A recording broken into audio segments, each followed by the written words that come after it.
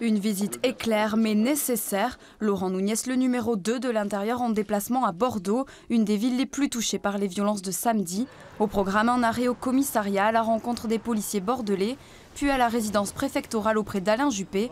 L'occasion de défendre à nouveau le dispositif mis en place. Il est toujours un peu facile de critiquer l'insuffisance des forces de l'ordre. Ici à Bordeaux, ça n'était pas le cas. Ce qui a posé des soucis, et ça a été bien géré ici à Bordeaux, même si nous déplorons malheureusement le pillage d'un magasin, ça a été bien géré. Mais n'oubliez pas que ce que nous avons en face, ce sont des gens qui sont des casseurs, qui sont déterminés, qui veulent s'en prendre aux institutions, qui veulent s'en prendre aux forces de l'ordre. Pour le maire de Bordeaux, les clés sont désormais entre les mains du président de la République. La réponse, elle est politique. Tout se jouera ce soir dans l'intervention du président de la République. Il faut qu'il trouve des mots simples pour parler aussi au cœur des Françaises et des Français. Il faut qu'il annonce des mesures rapides. La question de la surtaxation des carburants a été réglée puisque cette surtaxation a été annulée. En revanche, il faut des choses sur le pouvoir d'achat.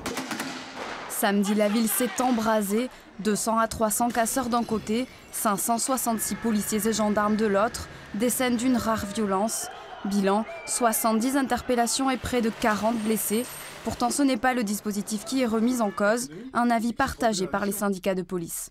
L'efficacité du dispo a été prouvée puisqu'on n'a pas de blessés chez nous, 5 ou 6 blessés, de la bobologie. Il va falloir certainement repenser un petit peu nos façons d'intervenir, encore plus de mobilité, encore plus de réactivité. On aura besoin de renforts pour améliorer les conditions de travail de nos collègues et il va falloir aussi clairement penser à faire reposer nos policiers. Les Gilets jaunes ont déjà annoncé un acte 5 samedi prochain.